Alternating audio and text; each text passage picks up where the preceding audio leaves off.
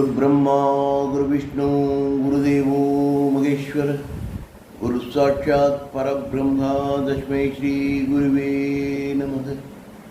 वृषभध्वजाय विद्महे कृणीहस्ताय धीमहि तन्नो गुरु प्रचोदयात्। काञ्चीवासाय विद्महे शान्तरूपाय धीमहि तन्नो चन्द्रशेखरेन्द्र प्रचोदयात्। हर हर शंकर जय जय शंकर, हर हर शंकर जय जय शंकर। ஆன்மீக அன்பர்கள் எல்லாருக்கும் நமஸ்காரம். இன்னைக்கு வியாழக்கிழமை, குருவுக்கு உகந்த நாள். கடந்த ஒரு வருஷத்துக்கு மேலே நம்முடைய பிரத்யக்ஷ தெய்வம் பூஜ்ய ஸ்ரீ காஞ்சி மகாசுவாமிகள் நடத்திய, இன்னைக்கு வரைக்கும் நடத்திட்டு வர பல அற்புதங்களையும் நிகழ்வுகளையும் ஒரு சிறு கதை வடிவில் உங்களுக்கு சொல்லிட்டு வரேன். அந்த வகையில் இன்னைக்கு பல காலம் முன்னால் காஞ்சிபுரத்தில் நடந்த ஒரு சம்பவத்தை தான் சொல்ல போகிறேன். பார்க்கலாமா?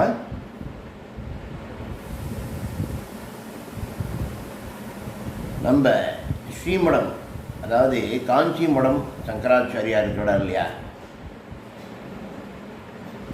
அவர் எங்கே போனாலும் சரி, எந்த ஒரு மாவட்டமாக இருந்தாலும் சரி, எந்த ஒரு ஸ்டேட்டில் நம்ம ஸ்ரீமடம் கேம்ப் போட்டாலும் அக்கம் பக்கத்துலேருந்து பட்டி தொட்டியிலேருந்தெல்லாம் அவரை பார்க்குறதுக்கு, அவருடைய கடைக்கண் பார்வை தன் மேலே படுறதுக்கு, அவருடைய ஆசீர்வாதம் வாங்கிறதுக்காக எல்லா இடத்துலேருந்தும் வண்டி கட்டின்னு வந்து அவரை பார்க்குற வழக்கம் உண்டு.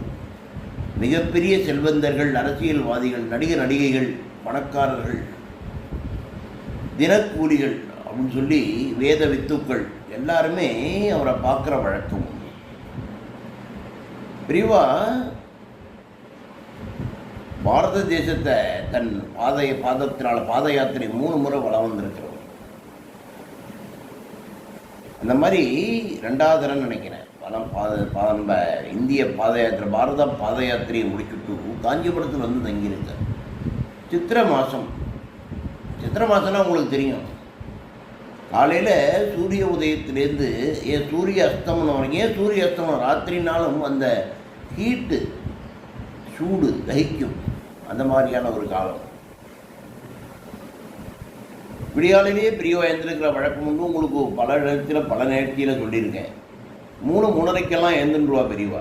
எழுந்துட்டு குளிச்சுட்டு அன்றாட கடன்களெல்லாம் முடிச்சுட்டு அன்றாட பூஜைகள் செஞ்சுட்டு ஏகாந்தமான சேவை தரிசனம் கொடுக்க வந்து உட்கார்ந்துருவா பெரியவா. அந்த மாதிரி அந்த சித்திரை மாதம் ஒரு நாள் வந்து ஏகாந்தமான சேவை தரிசனம் கொடுத்துட்டு இருக்கா பெரியவா. ஓரளவு சுமாரான கூட்டம். சித்திரை மாதம் இல்லையா, ஏப்ரல் மாதம், நல்ல வெயில் அடிக்கிறது. நல்ல இந்த பயணத்துக்கு உகந்த ஒரு காலம் கிடையாது. அதனால் ஓரளவு கூட்டம் சுமாராகத்தான் இருந்துட்டு கூட்டம் ஒவ்வொன்றா நகர்ந்து. மத்தியானம் ஆச்சு. பெரியவா போய் அறையில் ஓய்வெடுக்க போயிட்டார். ஓய்வெடுத்து முடிச்சுட்டு திருப்பி வந்திருக்கேன். ஒரு 4:30 மணிக்கு திருப்பி வந்து உட்காந்து 6:30-7 மணிக்கு உட்காந்துட்டு தன் பக்கத்தில் இருந்து அணுக்கத்துண்ட ராமசாமி மாமா கூப்பிட்டு ஒரு அகலமான ஒரு பாத்திரத்தில் ஒரு பாதி தண்ணீர் நிரப்பி அதில் 2 கை கல்லுப்பை போட்டு எடுத்துகிட்டு வர சொல்லியிருக்கா பெரியவா. இவ்வாறும் முன்னே செஞ்சுருக்கா ராமசாமி மாமா. அதை பெரியவா சொன்னதை செஞ்சுருக்கா. கொண்டு வந்துட்டு வச்ச உடனே பெரியவா தன்னுடைய 2 பாதங்களையும் அதுக்குள்ளே அமைக்கி வச்சுட்டு ஒரு 1/2 மணிக்கூர் உட்காந்துன்னு. அது வரைக்கும் பெரியவா அந்த மாதிரி பண்ணி அங்கே உள்ள அணுக்க தொண்டர்களோ, பக்தர்களோ, கைங்கரியக்காரர்களோ, ஸ்ரீமடத்தில் இருக்கிறவளோ யாரும் பார்த்தது கிடையாது. அன்றைக்கி அதிகமாக பார்த்தோம். என்ன பெரியவா இந்த மாதிரி வித்தியாசமாக இன்றைக்கி பண்ணாரே அப்படின்னு.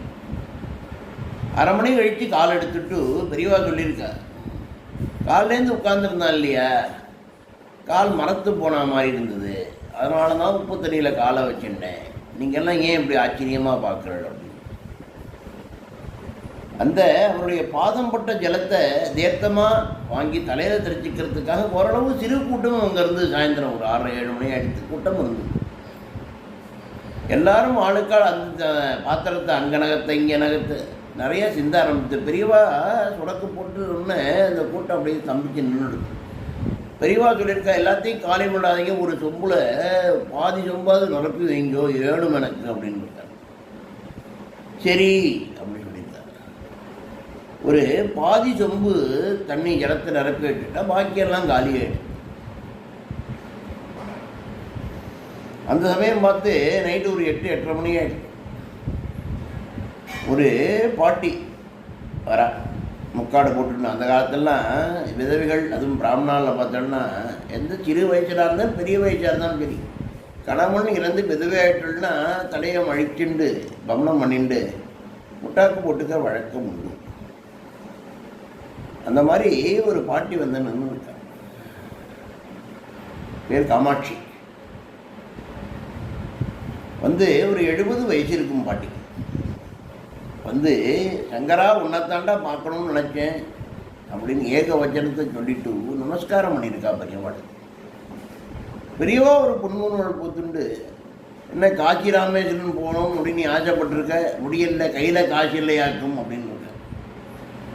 அந்த பாட்டிக்கு தாரதாரியாக கண்ணை தண்ணி வந்துடுது. எப்படி பெரியவா இதை எப்படி கரெக்டாக சொல்கிறார் அப்படின்னு ஒன்றும் சொல்லலை. பெரியவாளையே பார்த்துன்னு இருக்கார். 5 நிமிஷம் விக்கி வாயடைச்சு இன்னும் பார்த்துன்னு இருக்கார். அப்போ அதே ராமசாமி மாமாவை கூப்பிட்டுருக்கார் பெரியவா. ராமசாமி மாமா சொடக்க போட்டு கூப்பிட்டு, அந்த மத்தியானம் சாயந்தரமாக அந்த தண்ணி வச்சாலே ஒரு சொம்பு தண்ணி வச்சாலே உப்பு தண்ணி அதை எடுத்துன்னு வா, இந்த பாட்டி மேலே தலைவழியாக ஊற்று. எல்லாரும் ஆச்சரியத்தோடு பார்த்துருக்காரு, என்னடா பெரியவா அந்த மாதிரி சொல்ல. இருந்தாலும் பெரியவா சொன்னால் அதுக்கு வேறு ஒரு எதிர்ப்பான ஒரு வார்த்தைகள் எண்ணங்களே யாருக்கும் தோணாது. அவர் பண்ணியிருக்கார். அந்த மாதிரி சொம்ப தான் பக்கத்தில் வைக்க சொல்லிட்டு தான் கையில் கமண்டலம் இருக்கும் இல்லையா, கமண்டலத்தில் எப்போதுமே ஜலம் இருக்கும். பெரியவர் எல்லா தனியாகிலும் வச்சுப்பான். அந்த ஜலத்தையும் அந்த இதில் ஊற்றிருக்கார், அந்த சொம்பில் ஊற்றிட்டு இதையும் எடுத்து அந்த பாட்டி தலையில் ஊற்று, காமு பாட்டி மேலே ஊற்றுறா அப்படின்னு சொல்லியிருக்கார் ராமசாமி தான். ராமசாமி அதையும் பண்ணியிருக்கார். பின்ன அதுக்கப்புறம் பார்த்தோன்னா பிரசாதம் கொடுத்து அந்த பாட்டியை வழி அனுப்பியிருக்கார். இது முடிஞ்சு ஒரு 2-3 நாள் ஆகிடுது. அப்போ பெரியவாள்கிட்ட யாரோ ஒரு அணுக்கத்தொண்டர் வந்து இந்த மாதிரி ஒரு சிறு நிகழ்வை சொல்லி, இந்த மாதிரி அன்றைக்கி வந்தால் அந்த பாட்டி வந்தாள் இல்லையா, காம பாட்டி, நீங்கள் கூட ஜலத்தெல்லாம் ஊற்ற சொன்னாலே மேலே அந்த பாட்டி இறந்து போய் 2 நாள் ஆகிடுது. பெரியவா மெதுவாக புண்ணுரோல் பூத்துட்டு சொல்லியிருக்கா, நேக்கு இது ஏற்கனவே தெரியும், அந்த பாட்டி காசி ராமேஸ்வரம் போகணும்னு ஆசைப்பட்டா பாட்டிகிட்ட அந்தளவு வசதி கிடையாது. ராமேஸ்வரம் எதுக்கு போவாங்க, கடலில் ஸ்நானம் பண்ணிவிட்டு ராமநாத சுவாமியை தரிசிக்கிற வழக்கம் உண்டு. கடலில் தண்ணி எப்படி இருக்கும், உப்பாக இருக்கும். அதனால தான் அந்த சொம்பில் தண்ணியை வச்சு 2 பிடி கையால் உப்பு போட்டது உப்பு தண்ணி, அது ராமேஸ்வரம். இன்னொன்று உங்களுக்கெல்லாம் சொல்ல தெரிஞ்சுக்கோங்க, நம்ம சன்னியாசிகள் கையில் இருக்கிற கமண்டத்தில் தண்ணி இருக்கும் இல்லையா, அந்த ஜலத்தில் கங்கை வாசம் செய்கிறதா ஒரு ஐதீகம் உண்டு. அதனால தான் அந்த ஜலத்தையும் பாட்டி மேலே ஊற்ற சொன்னேன். அதாவது உப்பு தண்ணி ராமேஸ்வரம், நம்ம கமண்டலத்தில் இருந்தது காசி தீர்த்தம், கங்கா தீர்த்தம். அதனால தான் ஊற்ற சொன்னேன். அன்றைக்கே எனக்கு தெரியும் இந்த பாட்டி சிவலோக பிராப்தி அடைய போகிறான்னு தெரியும் அப்படின்னு சொன்னோடனே எல்லாருக்கும் தூக்கி வாரி போட்டிருக்கு. அதாவது முக்காலமும் உணர்ந்த பெரியவர் சாட்சாத் அந்த பரமேஸ்வரன் தான் பெரியவா தான் பரமேஸ்வரன். பார்க்கலாம், அதாவது எதுக்காக ஊற்ற சொன்ன அந்த தண்ணியை ஊற்ற சொன்னாலும் எல்லாருக்குமே தெரியாதப்ப இவர் சொல்லி 3 நாள் கழித்து அந்த விஷயம் வந்ததுக்கப்புறம் தான் தான் ஏற்கனவே உணர்ந்ததை அவள் எல்லாத்தையும் சொல்லியிருக்கா. இன்னொரு ஆச்சரியமாக இருக்கும் பெரியவா.